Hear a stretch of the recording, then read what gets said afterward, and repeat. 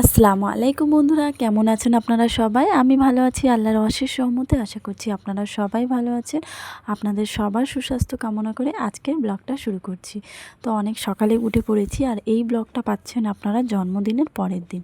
তো বুঝতেই পাচ্ছেন জন্মদিনের পরের দিন ঘরদোরের অবস্থা কী থাকে। তাও তো আমি অনেকটা গুছিয়ে নিয়ে তারপরে কিন্তু ক্যামেরাটা অন করলাম।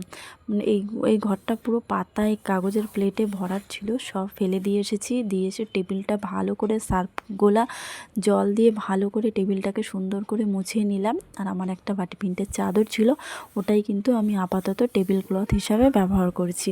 বেশ ভালোই লাগছে, খারাপ লাগছে না। এখন না কিছু কিনতে চাইছি না, কেন বলেন তো? যেহেতু ঘরদোর কমপ্লিট হবে তখন তো আমাকে কিনতেই হবে, তো তার জন্য এখন আর তেমন কিছু খরচ করতে চাইছি না।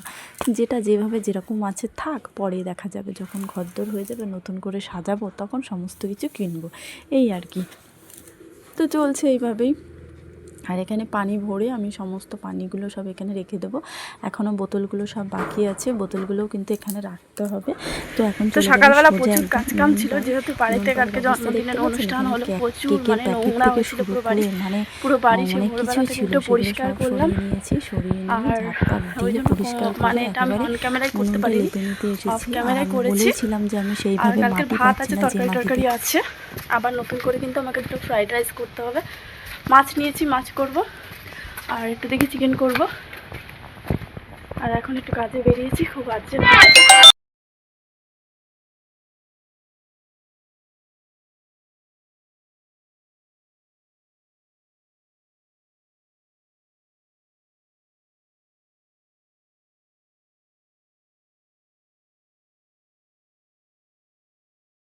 তারপরে চলে এসেছিলাম আমি বাড়িতে। এসে আবার কিন্তু পুনরায় আমি ঘরদোরগুলো সুন্দর করে গুছিয়ে ঝাড় দিয়ে নিচ্ছি। আর এখানে আমি জামা কাপড় চেঞ্জ করে নিয়েছিলাম, করে নিয়ে নাইটিটা পরে নিয়েছি, কারণ আমাকে যেহেতু প্রচুর পরিমাণে কাজ করতে হবে। আর আজকে না মাও চলে যাবে, মনটা ভীষণ খারাপ। মা এতদিন ছিল, মা বাড়ি চলে যাবে, মনটা সত্যিই খুব খারাপ। আর মা আর আমি একসঙ্গেই যাব, যেহেতু আজকে খালামার মেয়ের জন্মদিন, তো ওর জন্য একটা কেক নিয়ে যাব জন্মদিন উপলক্ষে, ওকে সারপ্রাইজ দেওয়ার জন্য। সব কিছুই কিন্তু আপনারা এই ভিডিওতে দেখতে পারবেন। তো ঝটপট করে কিন্তু আমি কাজকাম গুছিয়ে নিচ্ছি। সকালবেলা নিজের অফিসের ডিউটিটা করে আসলাম, আমি যে কাজটা করি সুপারভাইজারের, সেই কাজটা করে আসলাম। করে এসে এখন আবার ঝটপট করে সকালবেলা কিছু কাজ আমি করে গেছিলাম, আর বাকি কাজগুলো এখন কিন্তু আমি ঝটপট করে নিচ্ছি। আর এই যে উঠোনটা পড়েছিল, তো ভাবছিলাম না আজকে উঠোনটা ঝাড়ু দেবো না, তো কেমন যেন হচ্ছিল না, ঝাড়ু দেবো না, থাক ঝাড় দিয়ে নিই। সব কাজ যখন করতে পারছি, এটা করতে পারবো না, তো করে নিলাম ঝটপট করে। ওদিকে মাকে বললাম তুমি সমস্ত জামা কাপড়গুলো গুছিয়ে টুছিয়ে রাখো, আর বাবাইকেও গুছিয়ে গাছিয়ে দাও। আর কয়েকটা ভিজে জামা কাপড় ছিল, ভাবলাম যতক্ষণে আমরা রেডি হচ্ছি ততক্ষণে ভিজে জামা কাপড়গুলো মেলিয়ে দিই, একটু রোদ পেয়ে যাবে আর কি, বেশ ভালো লাগবে, তখন জামা কাপড়গুলো ভাঁজ করে নেওয়া যাবে। আর আমি না কোথাও যাওয়ার আগে সমস্ত কিছু কাজ কাম গুছিয়ে না গেলে না কেমন একটা হয়, মানে এটা আমার এক ধরনের ম্যানিয়া বলতে পারেন, এরকম টাইপের, আর কিছুই ভালো লাগে না। তো এখানে একটু বাবাইকে পড়তেও বসিয়ে দিয়েছি, কারণ না পড়ালেও তো ওকে হবে না। তো ওকে কিন্তু আমি সেইভাবে সময় দিতে পারছি না, ওকে বসিয়ে দিয়েছি আর বলে দিচ্ছি যে এটা কর। মাঝে মাঝে আসছি, বলছি এটা কর ওটা কর। আমার যে ওকে পড়াটা ধরবো সেই সময়টাও হচ্ছিল না, তাই ওকে লেখার কাজটাই দিচ্ছিলাম, যে এটা লেখ এটা লেখ ওটা লেখ, এই করছিল। আর ওই বারবার এসে বলছিলাম এটা কর ওটা কর, আর ও কিন্তু করছিল, আমার কথাগুলো সমস্ত কিছু শুনছিল। এখনও রান্না বান্নাও বাকি আছে, আজকে কিছু করব না, হালকা পাতলায় রান্না করব, উচ্ছে ভাজা করব, একটু ডাল করব, একটু আলু ভাতে করব। তো এইসবই টুকিটাকি রান্নাবান্না করব। আর এখানে রান্নাবান্না সমস্ত করে খাওয়া দাওয়ায় চলে এসেছি। দিদি এসেছে, আমার ছোটো ননদ, শরীর খারাপ, তো ননদ দিদি আমি আব্বা সবাই একসাথে খেয়ে নিলাম। খাওয়ার পরে এখানে মা বললো যে দুটো ডাব কাটা যাক, ডাব খাওয়া হবে। তো এখানে ডাবগুলো নিয়ে বসে পড়েছিলাম, কিন্তু ডাব মাও কাটতে পারি না, আমিও কাটতে পারি না, তো এইভাবে বসেছিলাম। তারপর আপনাদের দাদাভাই আর কি ডাবগুলো কেটে দিয়েছিল। আর এই যে অনেকটা উচ্ছে আর এই কচু বেগুন আমি বেছে রেখে দিলাম, আর একটু আলু ভাজা। তো এখন রেডি হয়ে নিয়েছি, এখন বেরোবো, মাকে দিয়ে আসতে যাব। আর ওগুলো বেছে নিয়েছিল, ওগুলো আমার না, আমার জায়েদের জন্য বসেছিলাম, তাই একটু বেছে দিলাম তাড়াতাড়ি করে। আর এই যে মা রওনা দিয়ে দিয়েছে টোটোয় করে, আমিও যাচ্ছি মাসির বাড়ি যাব। খালামার বাড়িতে গিয়ে ওখানে বোনকে সারপ্রাইজ দেবো আর কি। তো ওর জন্য কেক নেব, তারপরে ওর জন্য একটা ড্রেস নেব। তো এখন আমি আর মা যাচ্ছি, আর টোটোয় করে যাচ্ছি কামারপুর থেকে, মানে এখান থেকে বিরিয়ানি নেব, যেহেতু আব্বার জন্য কিছু তরকারি রান্না করতে পারিনি, পাঠাবো, তার জন্য একটু বিরিয়ানিও নিয়ে নিলাম। আর নিয়ে আমরা সোজা চলে এলাম এখন জামা কাপড়ের দোকানে। তো এই সোয়েটারটা না দারুণ লাগছিলো, তো যাই হোক নিলাম সোয়েটার, আর একটা টপও নিলাম। আর এই যে মাসিদের, খালামাদের, সরি মাসি, আমি মাসিও বলি খালামাও বলি, ওই জন্য দুটোই বেরিয়ে যাচ্ছে। তো ওই ফ্ল্যাটের সামনে চলে এসেছি, এখন উঠে যাচ্ছে। আর এই 5তলা 6তলার উপরে উঠতে গেলে না প্রচুর কষ্ট হয়, আমি কিন্তু হাঁপিয়ে যাই, উঠতে পারি না। আর একবার উঠলে আমি কিন্তু সেই বাড়ি যাওয়ার সময়ই নামি, এর মাঝখানে কিন্তু আমি একবারও নামি না। হ্যাঁ, তো প্রচুর হাঁপ লাগে, নামতে গেলে কিছু হয় না, উঠতে গেলে যে এত হাঁপ লাগে, উঠতেই পারি না, এত কষ্ট হয় কেন জানি না। এই সিঁড়িতে উঠতে গেলেই না আমার খুব কষ্ট হয়। তো আপনারা যদি কেউ জানেন যে কেন এরকম হাঁপটা লাগে, তো অবশ্যই কিন্তু আমাকে কমেন্ট করে জানাবেন। তো এই যে মাসির ছেলে ভাই বসে আছে এখানে, ফোনে কথা বলছিল। তো এখানে বসে কথা বলছিল, তারপরে ঘরে গেলাম, ও তো প্রায় সারপ্রাইজড হয়ে গেছিলো সবাই একদম।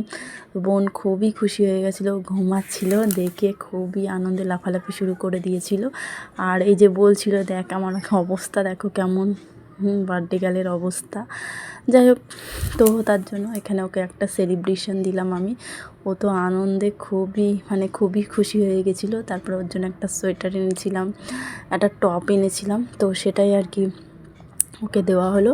ওর কিন্তু দুটো জিনিসই খুবই পছন্দ হয়েছে। ও বললো আমার খুব ভালো লেগেছে, আর খুবই ভালো লেগেছে, তো শুনেও আমাদেরও খুব ভালো লাগলো।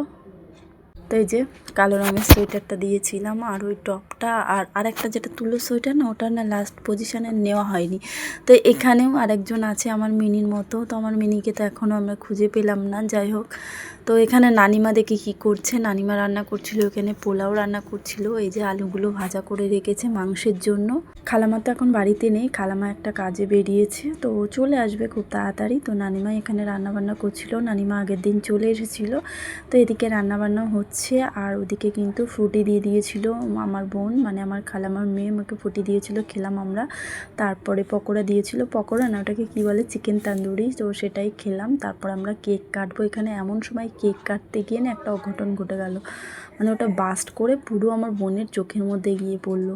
মানে এরকম যে কখনো হয় সেটা ভাবাও যায় না, সত্যি অবাক লাগলো খুব, মানে চোখটা পুরো লাল হয়ে গেছিলো অনেকক্ষণ ধরে। আর আমরা তো ভয় পেয়ে গেছিলাম যে আমি সারপ্রাইজ দিতে এসে ক্ষতি হয়ে গেল ওর, এরকম একটা ভাবছিলাম। হ্যাঁ, তো আল্লাহর রহমতে না সেরকম একটা খুব কিছু হয়নি, আর চোখের পলকের উপর দিয়ে গেছে আগুনটা ছিটকে, তো ক্ষতি কিন্তু হয়ে যেত একটা।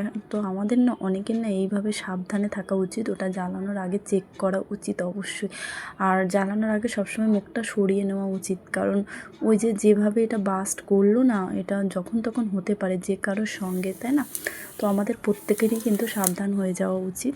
তো সবই ভালো চলছিল মাঝখান থেকে, এই যে তারপরে ওকে ডেকে নিয়ে আসলাম, চোখে পানি টানি দিলাম, ওষুধ দেওয়া হলো, দিয়ে তারপরে কিন্তু ও কেক কাটতে বসলো। এই যে ওর জন্য সবাই দোয়া করবেন, ও যেন অনেক দূর এগিয়ে যেতে পারে, ও যেন সবার ভালোবাসা পায়, ওর জন্য অনেক অনেক দোয়া করবেন।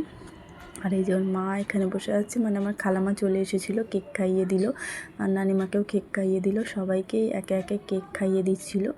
আর এই যে ওর কিন্তু খুব জ্বালা করছিল চোখের মধ্যে, আর দেখতেই পাচ্ছেন আপনারা, সব যেন একটু অফ টাইপের হয়ে গেল।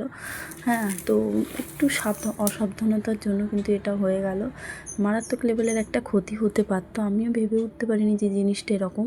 তারপরে ওর জন্মদিনের স্প্রেটাও কিন্তু ওটাও কাজ করছিল না, মানে যে দোকান থেকে জিনিসগুলো নেওয়া হয়েছে খুব বাজে দিয়েছে, তো এটা করা উচিত না। তারপরে খালামা নানিমা মিলে পোলাও করেছিল, সেই পোলাও খেলাম, একটু মাংসের তরকারি ছিল, তো মাটন ছিল, বলা মাংস খেয়ে আমরা বেরিয়ে পড়লাম। আর বেরিয়ে পড়িনি, সরি, বিকালবেলা চলে এসেছিলাম এই যে ছাদের মধ্যে, ছাদে এসে একটু আপনাদের চারিপাশটা ভাবলাম একটু দেখাই। তো এই যে চারিপাশটা, চারিদিকে শুধু ফ্ল্যাট ফ্ল্যাট ফ্ল্যাট, আর পানির ট্যাঙ্কে ভরা।